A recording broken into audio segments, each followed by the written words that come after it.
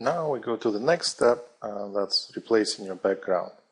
Now I should say in some cases I'll give you two video files coming from two cameras, and in some cases I'll give you one. Now what happens? Why is that? What I usually do is I always shoot with two cameras, just in case there's something wrong with the footage of one camera, for example, or something like that.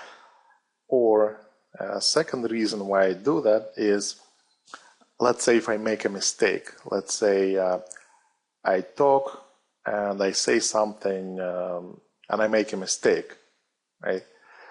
If you just cut it, like in the audio, if I do straight audio, if you just cut it, then the video will jump. That's called like a jump cut, basically. And that doesn't look nice. It doesn't look nice on the video. You can tell that like something was cut out from here. But if you move the camera a little bit to the side and then switch over to another camera, right, to the view from another camera, then you can tell almost nothing because people are very used to it. And you can cut out pieces of that have problems, right? Like you cut out, remember I gave you a few times audio to cut out pieces from.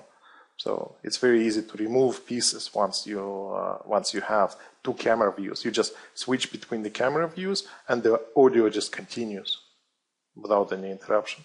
And it's very easy. But most of the time, either I make some very small mistakes or no mistakes at all. So it will be just one video. So now let's see what you do with this one video. How do you put background behind it? I will give you a few files that I got from the Presenter Media that I bought earlier. I have a few abstract flows here, right? This is the one, for example. And this is the second one. Right? And doesn't matter, you can choose, let's say I choose this one. Right? Let's see, I drag it and drop it into project. It goes to project, all the clips go to project. Here it is.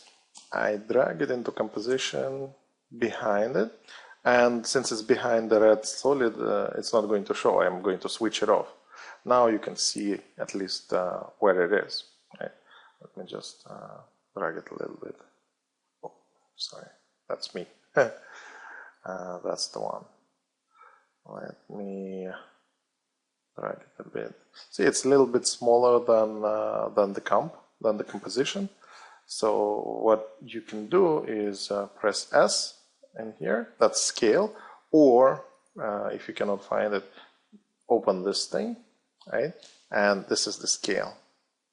And just drag it a little bit, it becomes bigger, right? So it's kind of full screen for me. And that's about it, you see? You basically replace the green background with this background, and if you start playing it, it's too small, that's why if you start playing it, see, it moves and the background is also moving. But you can basically take this whole background and copy it a few times, right? Like so. Right? Like this. And it will continue. Well, like whatever. Or what I usually do, what I did before, to avoid this hassle, is I duplicated this background many times, stretched it to like 15 minutes, and recreated a whole video of 15 minutes long with this background. And I'll give it to you. It's bigger, but it covers the whole area.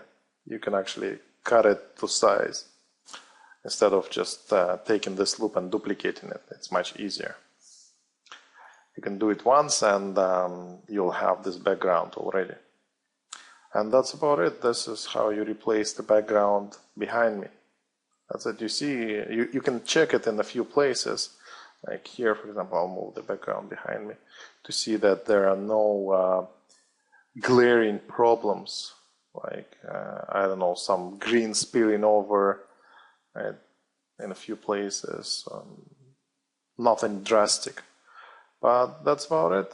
Everything else, it looks fine right now. You can zoom in, zoom out, Move it a little bit to see what's happening. And that's it. It looks fine. Perfect.